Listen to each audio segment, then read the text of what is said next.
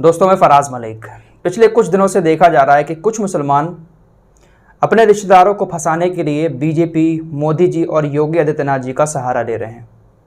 उनके नाम पर अपने ही रिश्तेदारों को फंसाने की कोशिशें कर रहे हैं।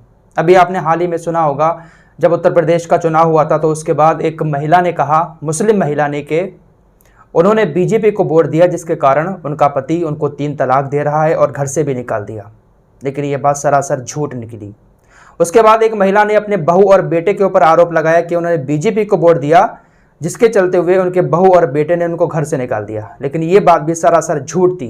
यहाँ पर भी महिला का अपने बहू बेटे के साथ ज़मीनी विवाद चल रहा था, लेकिन आरोप ये लगाया कि बीजेपी को वोट दिया इसलिए निकाल दिया। क्योंकि इन लोगों को पता है कि अगर हम ये बात कहेंगे तो हमारे सपोर्ट में भी बहुत सारे लोग आ जाएंगे और पुलिस प्रशासन भी हमारी बहुत ज़्यादा मदद करेगा कि बीजेपी के सपोर्टर को इस तरीके से सताया जा रहा है।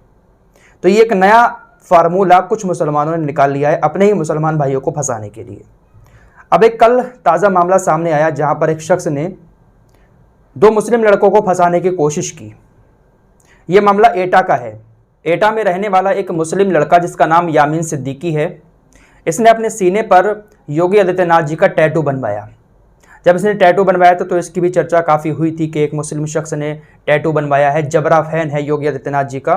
भाई, सबकी अपनी अपनी मर्जी है, कोई किसी का भी फ़ैन है, कोई मोदी जी का फ़ैन है, कोई योगी आदित्यनाथ जी का फ़ैन है। चाहे मुस्लिम हो चाहे हिंदू हो, वो किसी का भी फ़ैन बन सकता है। अगर कोई मुसलमान बीजेपी का समर्थक है, मोदी जी का समर्थक है या योगी आदित्यनाथ जी का जबरा फ़ैन है, तो मुसलमानों को चाहिए कि ऐसे लोगों के साथ कुछ भी लड़ाई झगड़ा ना करें। अरे, कोई किसी का भी फ़ैन हो सकता है यार, उसकी मर्जी है, कुछ भी करने दो। तो इस लड़के ने अपने सीने पर योगी जी का टैटू बनवा लिया और हाल ही में इसने बीजेपी की सदस्यता भी ली है, यानी बीजेपी से ये जुड़ चुका है। कल ईद का दिन था।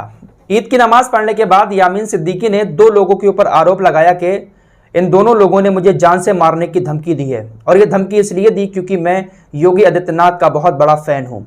यामीन सिद्दीकी ने कहा कि मैं नमाज पढ़कर लौट रहा था, रास्ते में मुझे लाला वारसी और शाहरुख नाम का एक लड़का, जो इसका खुद का भाई है, इन दोनों ने रोका और कहा कि तुम बड़े योगी आदित्यनाथ के फ़ैन बने फिरते हो, ये ठीक नहीं है। अगर आज के बाद मस्जिद में दिखाई दिए तो जान से मार दिए जाओगे। ये बड़े आरोप लगाए इसने उन दोनों के ऊपर। साथ ही साथ इसने ट्विटर पर योगी आदित्यनाथ और आला अधिकारियों से इसकी शिकायत भी की, थाने में जाकर FIR भी दर्ज कराई। यह मामला बहुत ज़्यादा बड़ा बनता हुआ दिखाई दे रहा था और सोशल मीडिया पर इस बात की चर्चा भी होने लगी कि मुस्लिम युवक को समर्थन करना भारी पड़ गया, उसको जान से मारने की धमकियां मिलने लगी। लेकिन जब पुलिस ने जाँच शुरू की तो पुलिस के सामने जो बातें आई वो आपको सुननी चाहिए। पुलिस का कहना है कि यह सरासर झूठी कहानी है। यामीन सिद्दीकी को किसी ने भी जान से मारने की धमकी नहीं दी है। डिप्टी SP राजकुमार सिंह ने बताया कि यामीन सिद्दीकी की क्षेत्र में काफ़ी शिकायतें हैं, आए दिन वो विवादों में रहता है। आज भी उसके द्वारा की गई शिकायत जांच में झूठी पाई गई, इसके बाद उस पर कार्रवाई की गई है। जांच करने के बाद पुलिस की तरफ से साफ कहा गया कि यह झूठी शिकायत है और यामीन सिद्दीकी बवाली शख्स है। पहले भी इसके खिलाफ काफ़ी शिकायतें आती रही हैं और इसके बाद पुलिस ने इसको SDM कोर्ट में पेश किया और उसके बाद इसको जेल भेज दिया गया।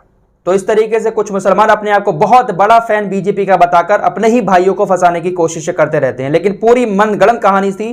पुलिस ने कहा कि इसने झूठ बोला, जो शिकायत की इसने झूठ बोला, ऐसा कुछ नहीं था।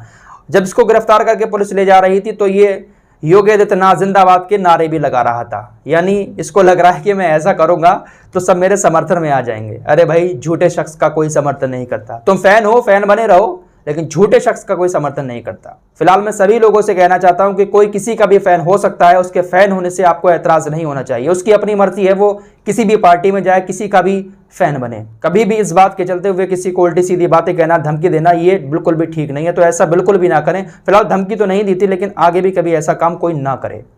फिलहाल इस रिपोर्ट में इतना ही। मिलते हैं एक और नई वीडियो के साथ, तब तक के लिए अपना ख्याल रखिए।